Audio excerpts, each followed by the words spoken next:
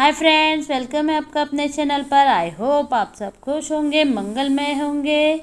आइए आज हम बात करेंगे रतन टाटा जी के बारे में। इनके बारे में कुछ जन बातें हम जानेंगे।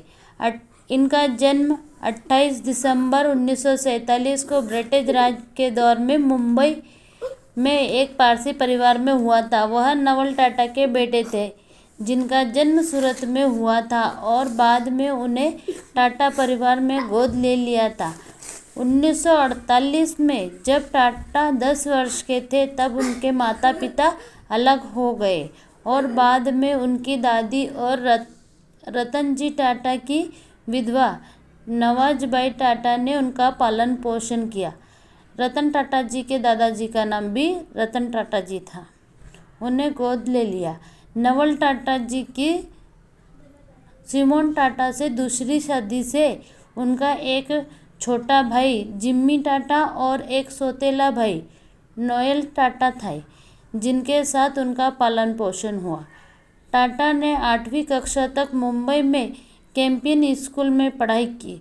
उसके बाद उन्होंने मुंबई में कैथेड्रल और जॉन कॉनर स्कूल, शिमला में बीस कॉर्नर स्कूल और न्यूयॉर्क शहर में रिवरडेल कंट्री स्कूल में पढ़ाई की। वहां से उन्होंने 1955 में स्नातक की स्थापना की थी। हाई स्कूल के बाद टाटा नोएडा विश्वविद्यालय गए और वहां से स्नातक की उपाधि प्राप्त की। 1959 में वास्तुकला में स्नातक की डिग्री प्राप्त की। कॉर्नर में रहते हुए अल्फा सिमोनल की बिरादरी में शामिल हो गए। 2008 में टाटा ने कॉर्नर को $50 मिलियन का दान दिया, जिससे वह इतिहास में विश्वविद्यालय का सबसे बड़ा अंतर्राष्ट्रीय दानकर्ता बन गए।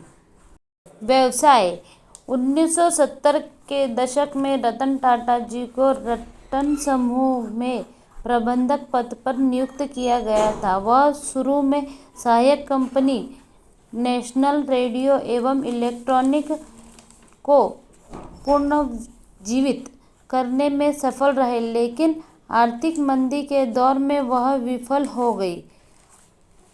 1991 में जे.आर.डी. टाटा ने टाटा सन्स के अध्यक्ष पद से इस्तीफा दे दिया। रतन टाटा जी को अपना उत्तराधिकारी नियुक्त किया। प्रारंभ में रतन टाटा जी को विभिन्न सहायक कंपनियों के प्रमुख से मजबूत प्रतिरोध का सामना करना पड़ा, जिसके पास विशिष्ट टाटा के नेतृत्व में महत्वपूर्ण परिचालन स्थायित्व थी।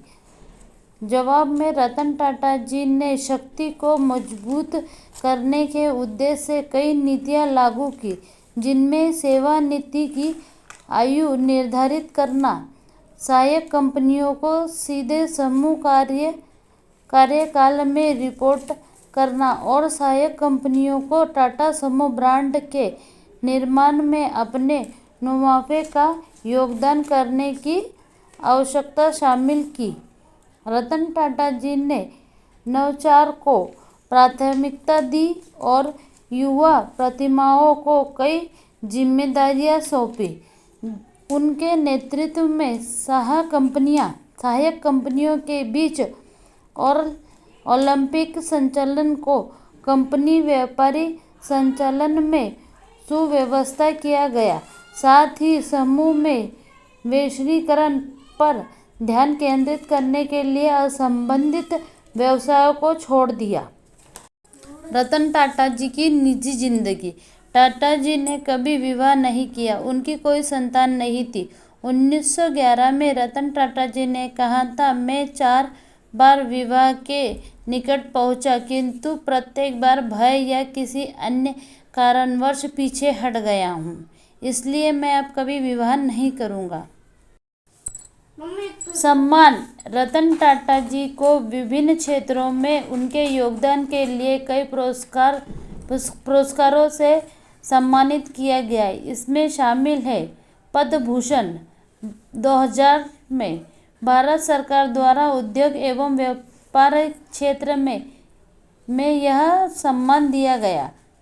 दूसरा, पद्म विभूषण 2008 में। यह भारत का दूसरा सर्वोच्च नागरिक सम्मान है जो उन्हें उनके व्यापारिक योगदान के लिए दिया गया।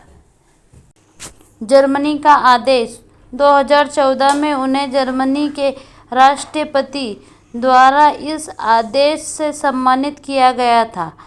सर्वश्रेष्ठ CIO 2012 में रतन टाटा जी को सर्वश्रेष्ठ CIO का खिताब दिया गया था।